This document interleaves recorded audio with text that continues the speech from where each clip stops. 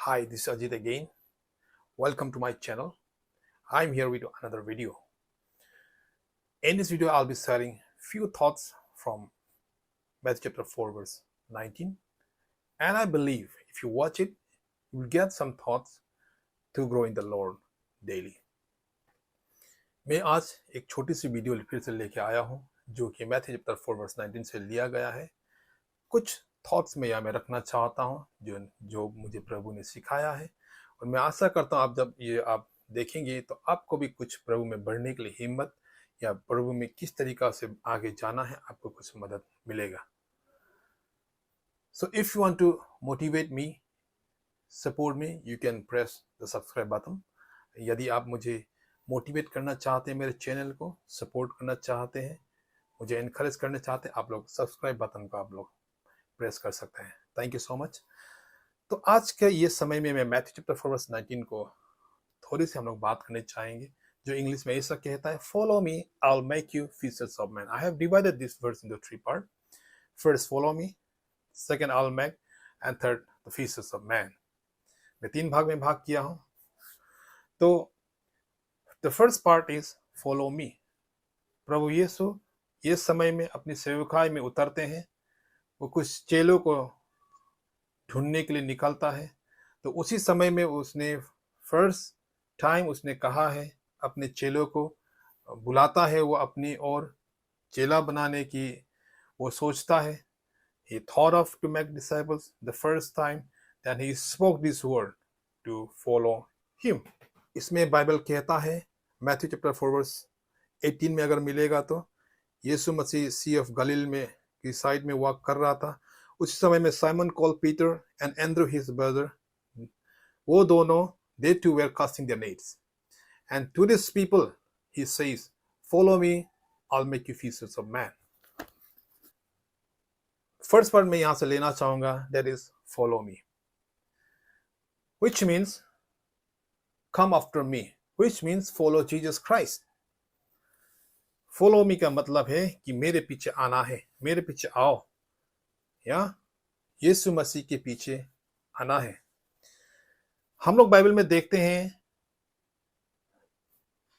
Book of act chapter 9 में, जहां में पौल ये समय में प्रभु यीशु को नहीं पहचानता था और वो अपने ही विषय में, अपने ही इच्छा में प्रभु के विरोध करते हुए दमस्कस की रास्ता पे जा रहा था। Paul was on his way to Damascus to persecute Christianity, या लेकिन भी वो दमस्कस का रास्ता में उसको प्रभु ने दर्शन देता है। He met Christ Jesus, यीशु को मिलता है। And that moment he meet there, जैसे ही यीशु को वो मुलाकात होता है, उसके सारे गलत फहमियां दूर हो जाता है। And he was transformed, वो बदल जाता है। Yeah, now his mission has been changed. वो जो मिशन पे पहले जा रहा था चर्च को परसुएट करेगा करके, लेकिन वो सब चीज बदल गया now. Yeah, his goal, जो उसका गोल था, लक्ष्य था, वो उसका बदल चुका है जब वो प्रभु यीशु को मिला है। और पौल ने क्या कहता है, अगर हम लोग बाइबल वर्स में यहां में पिकअप करना चाहता हूं, 3-4 Bible verse. First Bible verse वो एफिसी को पुस्तक, जब वो जितने भी लेटर्स उसने लिखा है चर्चेस मंडलियों को, ज्यादातर वो चर्च लेटर्स में उसने मेंशन किया है कि प्रभु यीशु की ओर बढ़ना है। या अगर हम लोग एफिसियन चैप्टर 5 वर्स 1 अगर हम लोग देखेंगे तो उसमें कहता है, be imitators of God as dear children. This is what Paul have said to the Ephesians, yeah?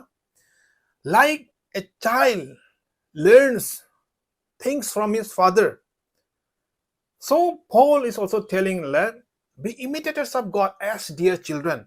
प्रभु पौल कहता है कि जैसे एक बच्चा पिताजी से सीखता है बहुत सारा चीज, इसी तरीका से पौल कहता है कि आप भी प्रभु से सीखना है। जैसे जैसे एक बच्चे सीखता है, इसी तरीके से हम लोग उसके बच्चे होने के कारण से हम लोग का प्रभु यीशु से, परमेश्वर से हम लोग बातें को सीखना है।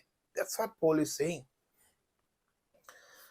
अगर आप 1 Corinthians chapter 11 verse 1 अगर वहां में देखते हैं तो वहां में भी ये पौल कहता है, imitate me as I imitate Christ.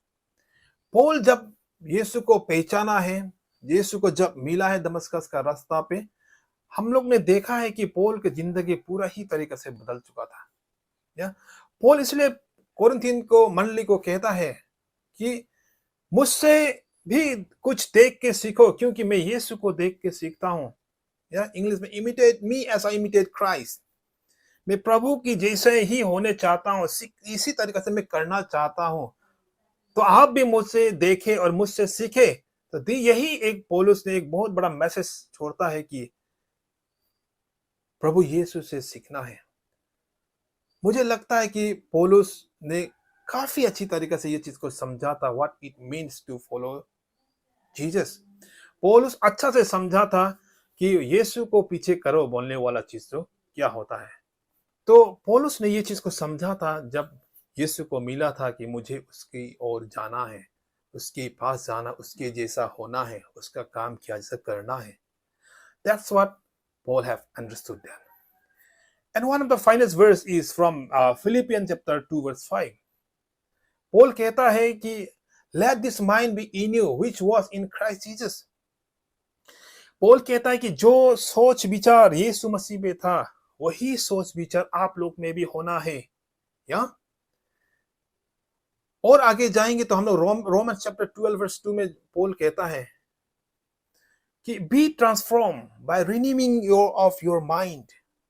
Paul कहता है कि आप लोग को ट्रांसफॉर्म होना है, बदलना है। किस तरीका से आपका माइंड को बदलते हुए, को माइंड से नया करके बदलना पड़ेगा। व्हिच मीन्स मैं ये समझता हूं कि जैसे आप पहले सोचता था, अब यीशु को मिला है, इसी तरीका से आप नहीं सोच सकता है। इसी तरीका से सोचिए जैसे प्रभु चाहता है कि आप सोचिए। या लाइक एग्जाम्पल, अगर किसी को देख के आपको गुस्सा लगता था पहले, या यीशु मिलने के बाद भी अगर वही गुस्सा है, दैट मीन्स आप माइंड को रिन्यू नहीं किया है। माइंड को रिन्यू करना मतलब खुद को बोलना है कि नहीं, अभी मैं प्रभु में हूं, अभी मैं जैसा सोचता हूं ऐसा सोचने से नहीं होगा, बल्कि यीशु कैसा सोचता था, यीशु कैसे करता था, उसके जैसा होना। या इसलिए पौलुस कहता है फिलिपियन में कि आपका सोच विचार, आपका माइंड भी यीशु की तरह होना है। तो this is something like Paul have understood.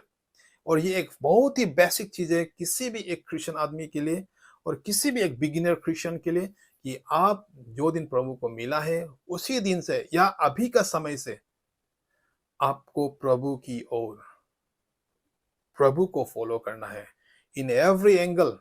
आपका सोच, आपका विचार करने का ढंग यीशु की जैसा, यस, यीशु के जैसा होना है।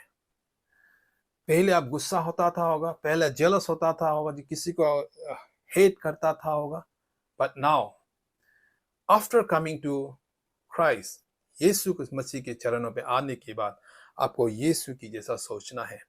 यीशु कभी किसी को गुस्सा नहीं किया, या किसी को जलस नहीं किया, किसी को वो खराब नहीं पाया, कि हर किसी को माफी करो बोल के सिखा के गया और वो खुद भी करके गया। तो इन everything's you and I are supposed to do as Christ did, as he left us an example to follow it. इसी तरीका से ही हम लोग को करके जाना है। अगर हम लोग ये सब नहीं किया तो दो चीज हम लोग को लाइफ में हो सकता है। पहला चीज, आप जिस दिन से यीशु को मिला है अभी तक आप अंदर में बदला ही नहीं। आप लेकिन प्रिटेंड कर रहे हो, मैं शायद प्रिटेंड कर रहा हूं, मैं बदल गया हूं, लेकिन अंदर में मैं बदला ही नहीं, क्योंकि आप फॉलो किया ही नहीं। विश्वास तो कर रहा है लेकिन भी हम जहां में था वहीं सेम है, क्योंकि आपका सोच विचार को आप नहीं बदला है। इसलिए पौलुस कहता है कि आपको माइंड को रिन्यू करना पड़ेगा। या ये हो सकता है कि लाइक जैसे मैंने कहा, फर्स्ट चीज, आप किसी का सामने एक्टिंग कर रहा है कि आप बदल चुका है, यीशु मसीह को मिल चुका है, लेकिन भी अंदर में असलियत में आप नहीं बदला होगा। या एंड सेकेंड थिंग, जब आप ये प्रोसेस में आएंगे, फॉलो मी का प्रोसेस में आएंगे, तो आप हर दिन, हर साल आप कुछ अलग ही होके जाएंगे। हम ये नहीं बोल रहा है कि लाइक आप जब फॉलो मी आप हो जाएगा, आप पूरा कंप्लीट पैकेज हो जाएगा, आप सबसे अच्छा इंसान और हो जाएगा, ऐसा भी नहीं है। लेकिन भी हर दिन आपका लाइफ में इम्प्रूवमेंट आएगा, हर महीना आपका लाइफ में इम्प्रूवमेंट आएगा, हर साल आपका लाइफ में इम्प्रूवमेंट आएगा। जब कोई आदमी आफ्टर 5-6 years आपको अगर मिलेगा तो आप बहुत सारा क्राइस्टली कैरेक्टर में हो चुका होगा। This is something what it means to follow Jesus. यही कुछ है, मीन करता है कि हम फॉलो करें प्रभु यीशु को। यही चीज पौलुस के बोलना चाहता था। और पौलुस हर एक उसका लेटर में वो ये कहता है कि प्रभु की ज्ञान में बढ़ते जाओ, प्रभु की ओर बढ़ते जाओ, प्रभु जैसा करते जाओ। Second part, first is follow me, और प्रभु यीशु कहता है I will make you. My dear friends, the youngsters, specially young people, प्रभु यीशु ने कहा है आई विल मेक यू। प्रभु यीशु हम लोगों को बनाना चाहता है माय डियर फ्रेंड्स। प्रभु यीशु हम लोग को बनाना चाहता है। He want to make us, या he want to make us. हमें इसके लिए क्या करना पड़ेगा? आपको और मुझे प्रभु की चरणों पे आना पड़ेगा, या प्रभु की चरणों पे आके हम लोगों को प्रार्थना में मांगना पड़ेगा कि प्रभु आप मुझे क्या बनाने चाहता है, मैं रेडी हूं। या there should always be a willing heart to be made by God, to be made by Jesus. Then only the process of I will make you will happen in our life. अगर मुझे बनना interest है ही नहीं तो प्रभु आपको जबरदस्ती नहीं बना सकता है। आपको बनने के लिए इंटरेस्ट होना पड़ेगा, आपको आना पड़ेगा प्रभु के चरणों में। प्रभु मेरा लाइफ ऐसा है, मुझे कुछ आप बना सकते हो क्या, मैं कुछ बन सकता हूँ क्या? तो ये एक विलिंग हार्ट, एक इच्छा आप प्रभु की चरणों पे रखना पड़ेगा। और सेकेंड थिंग है, जब कोई भी यीशु के चरणों पे आता है ये कहे कि मुझे बनाइए, तो उसका लाइफ में और एक बहुत जरूरी चीज होना जरूरी होगा। वो क्या है? जितने आप प्रभु के चरणों में बैठेंगे उतने ही आपका खराबी को आप दिखाई देगा। या प्रभु तब तक आपको नहीं बना सकेगा जब तक आप अपने कमियां को, अपने खराबी को आप गिव अप करने के लिए रेडी नहीं हो जाएंगे। होगा प्रभु आपके नाम में मैं छोड़ूंगा, ये जब तक आप नहीं बोल सकेगा तब तक प्रभु आपको नहीं बना सकेगा। हाँ, कुछ चीजें रहेगा कि आप नहीं छोड़ सके तो वो समय में आपको प्रार्थना में मांगना हो, प्रभु मैं ये चीज छोड़ना चाहता हूँ, ये खराबी मेरा लाइफ में है, या हमको बनाइए, तभी जाके प्रभु आपको बना सकेंगे। तो इसलिए a ready heart to give up everything which God may not like it, and to adopt new things in your life which is not there, and God want maybe you to adopt those things. Yeah, कुछ चीजें जो आप में नहीं होगा, वो नया चीज भी कभी कभी हम लोग सीखने के लिए बहुत हिचकिचाते हैं। लेकिन क्या पता प्रभु ने आपको कुछ नया चीज सीखने के लिए भी, कुछ नया जगह में कुछ नया चीज आपको एक्सपीरियंस करने दे रहा होगा। तो वो सब नया चीज को भी एक्सपीरियंस कीजिए, एडॉप्ट कीजिए, आपके जीवन में उतारिए, लीजिए उसको, क्योंकि प्रभु आपको बनाना चाहता है। ये दो चीज बहुत इंपॉर्टेंट है। First, a willing heart to be made by God, to be made by Jesus. Second thing, a ready heart, a willing heart to give up every unwanted that God may not like it in our life, from our life, and every new things that you adopt in your life. तो ये दो चीज बहुत जरूरी है। और एक चीज में हमें प्रश्न रखना चाहूंगा सभी के लिए, जितने भी हम लोग विश्वासी हैं, जो हम जैसा काफी पुराने लोग होंगे, या प्रभु हमेशा एक हम लोग को बनाना चाहता है, which means खराबी को निकालना चाहता है, कुछ नया चीज, अच्छा चीज को हम लोग को लाइफ में डालना चाहता है प्रभु, क्योंकि प्रभु हमें इंस्ट्रूमेंट, उसका इंस्ट्रूमेंट बनाना चाहता है, उसके एक प्रीशियस हम लोग को वेसल बनाना चाहता है प्रभु ना। इसके लिए हमेशा ये प्रोसेस में एक विश्वासी को आना बहुत ही जरूरी है। तो इसके लिए मैं यहाँ में कुछ चीज रखना चाहूंगा। आप और मैं शायद बहुत पुराना हो गया होगा प्रभु के साथ चलते हुए, विश्वास किया हुआ, या क्या आप वो चीजों को आप गिनती कर सकता है? क्या वो जो आपका कमजोरी जो था, जो प्रभु में आने के बाद आप त्याग चुके हो, आप छोड़ चुके हो, ऐसा कुछ चीज आप अपनी लाइफ में देख सकते हो? अगर आप देख सकते हैं और आप उसको हिसाब कर सकते हैं, काउंट कर सकते हैं, दैट मीन्स आप कहीं ना कहीं आप बन रहे हो। या और कुछ ऐसा भी चीज आपका लाइफ में जो पहले नहीं था, लेकिन आप उसको सीखा है, आप उसको अपना जीवन में डाला है। तो ये दो चीज जब आपका लाइफ में होगा तब हम लोग समझ सकते हैं कि आप और मैं एक मेकिंग प्रोसेस में हूँ, प्रभु की ओर से कुछ हमको बना रहा है और हम लोग वो बनने जा रहे हैं। अगर कुछ भी ऐसा चीज नहीं जो अभी तक आप खुद को लाइफ में बदलाव देखें, तो आप कैसे बोल सकेंगे कि प्रभु मुझे बना रहा है? या दिस आर फ्यू थॉट्स, ये सब कुछ थॉट्स है जो मैं आपके आगे रखना चाह, सोच के देखिएगा एक बार। And the third thing is source of man. It's a phrase that Jesus used while giving a call to the disciples. या अगर आप यीशु के लाइफ को बहुत ही नजदीक से अगर आप देखेंगे, आप पढ़ेंगे, आप सीखेंगे, तो he had a love and compassion for people.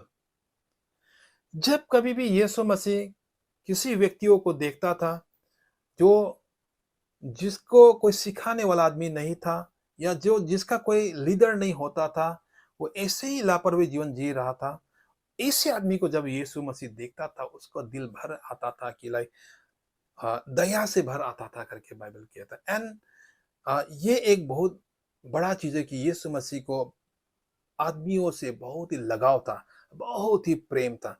अगर आप देखेंगे कुछ वर्स में यहाँ पे बोलना चाहूंगा, जैसे कि लुक चैप्टर 7 वर्स 13, जैसे कि Matthew chapter 15 verse 32, Matthew chapter 9 verse 36, Matthew chapter 20 verse 34 and Mark chapter 2 verse 3।